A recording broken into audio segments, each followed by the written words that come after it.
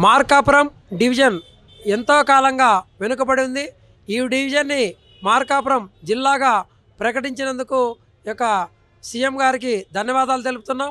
ఈ యొక్క మార్కాపురం జిల్లా ఎంతైనా ఆవశ్యకత ఉన్నది. ఇది వెనుకబడిన జిల్లా. ఈ జిల్లాని మార్కాపురం జిల్లాగా ప్రకటించినందుకు ధన్యవాదాలు. అదేవిధంగా మార్కాపురం డెవలప్మెంట్ అథారిటీ బోర్డును ఒకదాన్ని ఏర్పాటు చేసి అభివృద్ధి కూడా సహకరించాలి.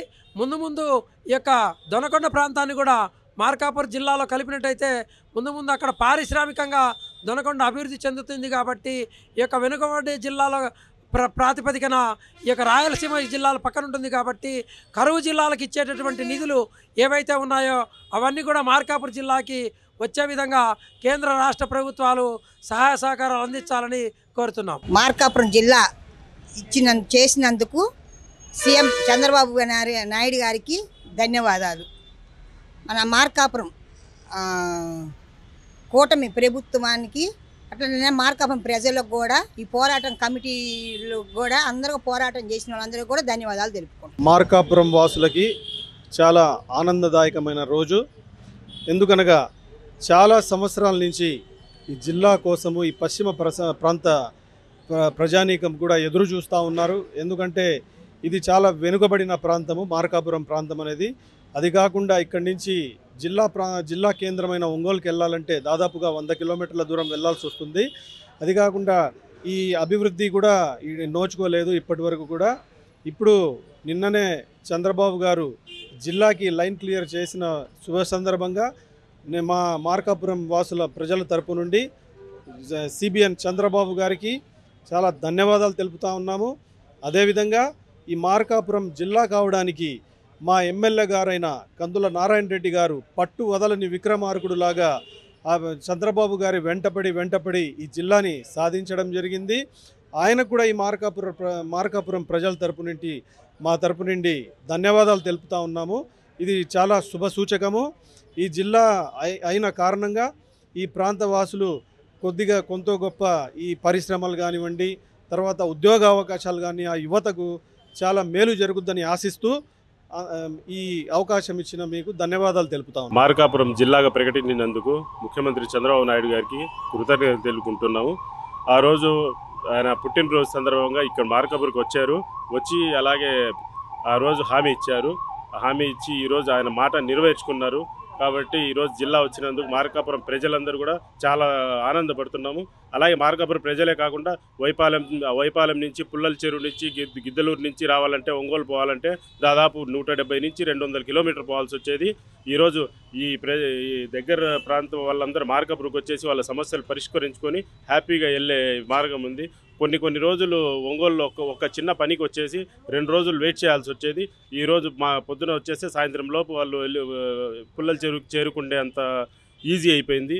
కానీ ముఖ్యమంత్రి గారికి ఈ జిల్లా ఇచ్చినందుకు ధన్యవాదాలు తెలుపుకుంటూ మళ్ళీ సెలవు. మన రాష్ట్ర గౌరవ ముఖ్యమంత్రి నారా చంద్రబాబు నాయుడు గారు మార్కాపురం నియోజకవర్గాన్ని జిల్లాగా ప్రకటించినందుకు మార్కాపురం జిల్లా తరఫున నియోజకవర్గ ప్రజలందరి తరఫున మనస్ఫూర్తిగా ధన్యవాదాలు, కృతజ్ఞతలు. మరి జిల్లా కోసం మార్కాపురం నియోజకవర్గ శాసనసభ్యులు కందుల నారాయణ రెడ్డి గారు, మరి జనసేన నాయకులు ఇమ్మడి కాశీనాథ్ గారు వీళ్ళందరూ కలిసి పోరాట పట్టుమతో సాధించినందుకు మా ఈ మార్కాపురం నియోజకవర్గ ప్రజల ఆకాంక్షను నెరవేర్చినందుకు గౌరవ ముఖ్యమంత్రి గారికి అందరికీ మనస్ఫూర్తిగా ధన్యవాదాలు తెలియపరుస్తున్నాను. మార్కాపురం జిల్లా అయినందుకు చాలా సంతోషంగా ఉంది. తర్వాత వచ్చేసి మన భారతదేశ ప్రధాని గారికి, మన పవన్ కళ్యాణ్ గారికి, చంద్రబాబు నాయుడు గారికి కృతజ్ఞతలు తెలుపుకుంటున్నాను. అది కాకుండా ఇప్పుడు పొలిటికల్గా ఉన్న చంద్రన్న జిల్లా అని పెట్టారు. కానీ అందరూ ప్రతిదీ చేసేదే వైఎస్ఆర్ జిల్లాను పెట్టుకోవడము, చంద్రన్న జిల్లా పెట్టుకోవడము. అలా చేస్తే కొంత మనోభావాలు కొంతమందికి అలా ఒక విధంగా వెళ్తుంటుంది. నాకు తెలిసింది చెప్తున్నాను.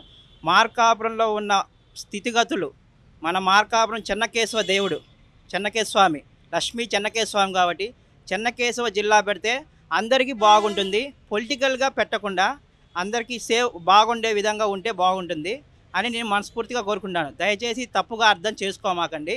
మొత్తం రాష్ట్రంలో 3 జిల్లాల్లో ప్రకటిస్తూ ఇచ్చినటువంటి అంశాన్ని మేము సిఐటిగా ప్రజా సంఘాలుగా హర్షం వ్యక్తం చేస్తా ఉన్నాం.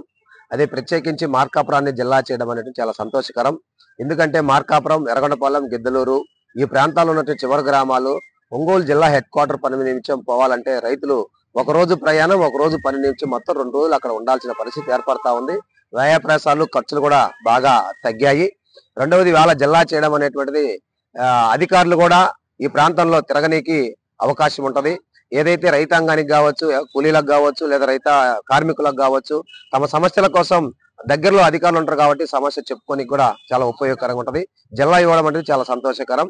అయితే జిల్లాతో పాటు వెలుగొండ ప్రాజెక్ట్ అనేది చాలా కీలకమైంది. ఎందుకంటే జిల్లా అయింది, వెలుగొండ ప్రాజెక్టు ప్రధానమైన భూమిక మార్కాపురం దగ్గరకు కోతవేటులో ఉంటుంది. అందుకని మార్కాపురంలో ఉన్నటువంటి మన పులసభ వెలుగొండ ప్రాజెక్టు కూడా ఇదే స్ఫూర్తితో జిల్లా ఎలాగైతే ఇచ్చిన ఎన్నికల అప్పుడు హామీ ఏదైతే ఇచ్చారో దాని ప్రకారము ఇక వెలుగొండ ప్రాజెక్టును కూడా పూర్తి చేయాలని చెప్పేసి కూడా మేము సిఐటిగా ప్రజా సంఘాలుగా ప్రభుత్వాన్ని విజ్ఞప్తి చేస్తున్నాం.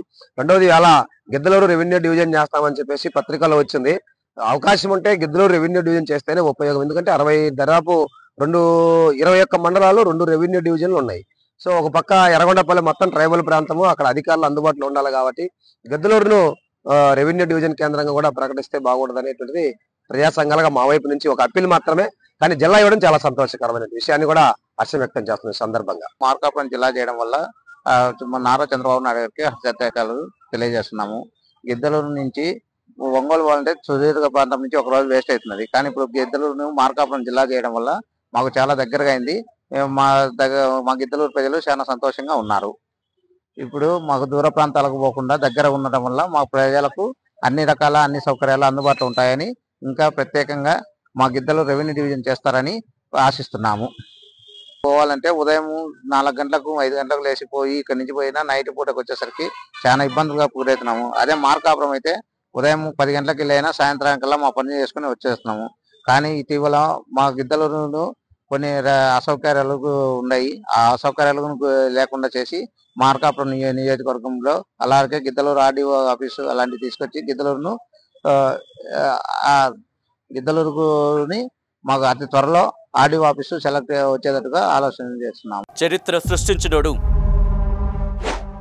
ఇప్పుడు ఆ చరిత్రని తిరగరాయబోతున్నాడు. అబద్ధాల గోడల్ని బద్దల కొట్టి నిజాలను రాగా మీ ముందుంచబోతున్నాడు. నిజమైన వార్తల కోసం వెంటనే డౌన్లోడ్ చేసుకోండి రా యాప్ని.